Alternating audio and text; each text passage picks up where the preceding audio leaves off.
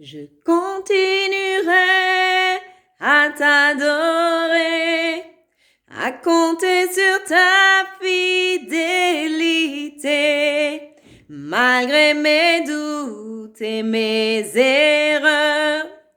Je sais que tu m'aimes. Oh, je continuerai à t'adorer, à compter sur ta fidélité, malgré mes doutes et mes erreurs. Je sais que tu m'aimes. Oui, bonjour, c'est à nouveau Valérie Marcel Keza. Voilà. Alors ce midi, je voudrais que l'on puisse partager un petit peu sur le caractère du Seigneur Jésus, le caractère de notre Dieu, ce caractère particulier, ce caractère qui fait toute la personnalité de notre Dieu. Voilà. Vous savez, quand on fait un choix dans la vie, il faut se rassurer, il faut pouvoir examiner ce choix et se dire à tout moment, j'ai fait le meilleur choix qui soit. C'est vraiment la meilleure assurance que j'ai prise. Et je regarde en ce moment beaucoup les dessins animés parce que je suis très dessin animé et les films de la vie de Jésus-Christ et de ses apôtres et de ses disciples. Et je trouve ça magnifique en fait. Et plus je regarde et plus en fait ma conviction s'étoffe, ma conviction s'enracine en fait. Parce que ces faits, ces choses que je vois, ce comportement, c'est vraiment ce à quoi j'aspire. C'est vraiment, je dirais même, c'est incriticable. Beaucoup se sont opposés, beaucoup sont venus pour essayer de contredire Jésus, de lui trouver des failles, des défaillances, des points sur lesquels il pourrait s'appuyer pour remettre en question son enseignement, remettre en question son positionnement, remettre en question ses décisions et son comportement. Mais ça n'a pas été possible. Ça n'a pas été possible parce que il est tout simplement parfait, il est Dieu. Oui, Jésus-Christ est Dieu. Voilà. La Bible dit clairement qu'aucun être humain sur la terre n'est saint. C'est-à-dire que tous sont péchés et sont privés de la gloire de Dieu. Voilà. Jésus-Christ, bien qu'il était homme et dans la chair, pour nous montrer comment il fallait se comporter sur la terre, revêt tous les attributs de la divinité. Et principalement l'amour, la patience. Ce sont ces deux choses sur lesquelles je voudrais qu'on puisse un petit peu s'arrêter ce midi pour regarder ensemble cette patience, pour regarder comment il regardait Paul agir. Oui, Saul de Tarse à l'époque. Il le regardait agir, il voyait bien qu'il était dans l'erreur. Qui était Saul de Tarse? Saul de Tarse, c'était quelqu'un qui connaissait très bien la parole de Dieu. C'est quelqu'un qui maîtrisait la parole de Dieu. Voilà. Mais il manquait quelque chose à Saul. Il lui manquait quelque chose. C'était cet amour de Christ. C'était surtout la révélation de la personne qu'il souhaitait si ardemment servir.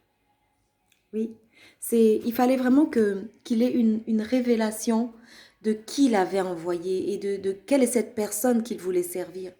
Et on ne peut pas servir un maître qu'on ne connaît pas. Voilà, donc il est très important de bien regarder ce maître, de bien s'assurer hein, qu'on serve la bonne personne, qu'on serve la bonne cause. Vous voyez, Paul à un moment donné a dit, je me suis fait tout à tous afin que quelques-uns soient gagnés. Tout à tous, qu'est-ce que ça voulait dire? Vous voyez, c'est un petit peu, je dirais, pratiquement comme un père qui regarde un enfant. Il voit bien qu'il est dans l'erreur, mais il va le laisser faire ses preuves, il va l'aider comme il peut. Voilà, sans faire le travail à sa place. Vous voyez, quand le Seigneur nous appelle, on n'est pas tout à fait fait, on n'est pas tout à fait fini. Et c'est vrai qu'au début, quand je regardais, que je voyais certaines personnes dire, oui, il faut d'abord 10 années d'expérience, il faut ceci, il faut cela. Je me disais, oh, c'est un peu beaucoup quand même. C'est un peu exagéré. Mais aujourd'hui, avec le recul, je me rends compte que c'est nécessaire. C'est nécessaire parce que le champ dans lequel on va, c'est une guerre. C'est une guerre et on ne peut pas gagner dans cette guerre-là s'il nous reste du caractère de l'être humain, s'il nous reste des choses de notre ancienne nature. Et il est nécessaire que certaines choses puissent être travaillées par le Seigneur. Hein, que certaines épreuves, que certaines situations, circonstances puissent venir, hein, étayer ce caractère pour que nous puissions vraiment ressembler à Christ. C'est vrai qu'au début, quand on se lance on se dit, ouais, voilà, on rencontre le Seigneur, on est émerveillé et on pense que les choses se font comme ça, du tic au tac. Alors qu'en fait, il faut vraiment prendre le temps de laisser les choses arriver à maturation afin que le fruit soit vraiment comestible, afin que ce soit quelque chose de potable. On peut voir aussi dans la vie de Moïse. Moïse vraiment avait ce sentiment, cet amour pour ses frères et il voulait vraiment les servir, il voulait vraiment les défendre. Mais euh, il lui manquait la sagesse. Il lui manquait la sagesse, il lui manquait la formation. Voilà, donc le Seigneur là, lui a permis d'aller dans le désert pendant 40 ans. Oui, pendant 40 ans. Et 40 ans, c'est pas 4 jours, c'est pas 40 jours, c'est 40 ans. Et pendant ces 40 années, il a appris à être discipliné, à écouter le maître, à ne pas faire ce que lui, il veut, mais ce que le maître dit qu'il faut faire. Vous voyez, euh, je suis maman. Dieu m'a fait la grâce d'être maman de 2 beaux enfants. Voilà, qui se sentent aussi engagés avec le Seigneur à la date d'aujourd'hui. Ça n'a pas toujours été facile et nous avons vécu des choses assez délicates, voilà. Mais je me rends compte que le fait d'être maman, d'avoir porté des enfants dans son ventre, d'avoir dû patienter pour les voir, et encore même après, patienter pour les voir être transformés, pour voir Christ gagner leur cœur, pour les voir s'engager avec le Seigneur, pour les voir confrontés à certaines situations et devoir observer, encourager, accompagner. C'est tout un travail en fait. Et c'est ce travail-là que le Père fait quand il nous regarde de loin, quand il nous accompagne dans notre cheminement, quand il est patient avec nous, quand nous sommes dans l'erreur, euh, il est patient. Il est patient. Et ce que le Seigneur cherche, ce n'est pas des gens qui savent tout ou qui maîtrisent tout, non. Mais ce sont des personnes qui sauront dire, là je ne sais pas faire, Seigneur, aide-moi. Saint-Esprit, aide-moi. C'est ce que le Seigneur, il veut. Et en fait aussi un cœur repentant, très facilement repentant, de se dire, je me suis trompé, voilà, j'ai été dans l'erreur, Seigneur, je reviens, aide-moi. Ça, c'est le secret des personnes qui arrivent à bon port. C'est le secret des personnes qui durent sur le terrain.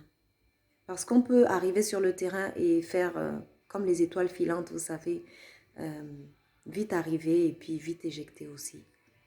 Mais certaines personnes durent sur le terrain. Il est bon de se pencher sur leur vie et de voir comment le Seigneur a pris le temps de les façonner, d'ajuster les choses dans leur vie pour que justement ils puissent dans l'épreuve tenir. Voilà. Vous voyez, c'est comme un arbre. Il faut qu'il fasse des racines profondes, des racines qui, quand le vent viendra, permettront à l'arbre de rester debout. Voilà. Et ça ne se fait pas en un jour, ça ne se fait pas en 2 jours. Voilà, c'est le résultat de certaines situations que l'on peut traverser, d'épreuves parfois, de difficultés. Voilà. Mais il faut savoir que tout cela, ça contribue normalement à notre enrichissement, ça contribue à notre perfectionnement, ça contribue à notre maturation qui est nécessaire et qui prend du temps. Voilà. Et c'est aussi passer par des circonstances qui ne nous sont pas forcément agréables. Mais pour celui qui a un cœur vraiment qui veut voir la gloire de Dieu se manifester et qui est prêt effectivement à écouter le Seigneur et à lui obéir, voilà, parce que quand on marche avec le Seigneur, on ne fait pas ce qui nous plaît, on fait ce que l'Éternel dit de faire. Voilà. Je vous donne un exemple. Par exemple, on dit prier pour ceux qui vous persécutent. Vous ne pouvez pas arriver à ce point-là si vous n'êtes pas passé par certaines situations. Et croyez-moi, je suis passée par certaines situations. Je ne peux pas dire que ce soit les plus difficiles ou plus dures que celles que d'autres personnes peuvent traverser, mais j'ai appris en passant par plusieurs états d'esprit en fait, par de la colère, par de l'incompréhension, par, oui, de la colère, pour finir à l'amour, l'amour de Dieu. L'amour de Dieu pour l'humanité, l'amour pour ces personnes qui nous persécutent, pour ces personnes qui des fois sont difficiles, pour ces personnes qui mettent du temps à comprendre les choses. Oui, parce que parfois quand on regarde ces personnes, on se retrouve quand même un petit peu au travers d'elles. Voilà. Mais quand on voit par exemple la vie de Paul, on se dit que ce n'est pas perdu d'avance. Non, il suffit juste de le vouloir, il suffit juste de faire confiance à Dieu et il suffit juste de rester humble tout simplement. Voilà. Personne n'a la science infuse et personne n'est saint sur la terre. Et il est bon parfois de se rappeler cela. Il est bon parfois de se le rappeler pour garder un cœur de compassion. Autrement, on devient dur envers les autres. On devient intolérant et on ne peut pas aider en fait. Voilà. Aider, c'est pas juste avoir ce qu'il faut pour aider l'autre, c'est user de beaucoup de sagesse, c'est user de patience, c'est voilà, collaborer avec le Saint-Esprit pour voir ce que Dieu pense de cette personne. Voyez-vous, vous n'obtiendrez jamais des fruits si vous ne prenez pas le temps de mettre du fumier au pied d'un arbre, parfois de couper des branches, voilà, de lui donner du temps.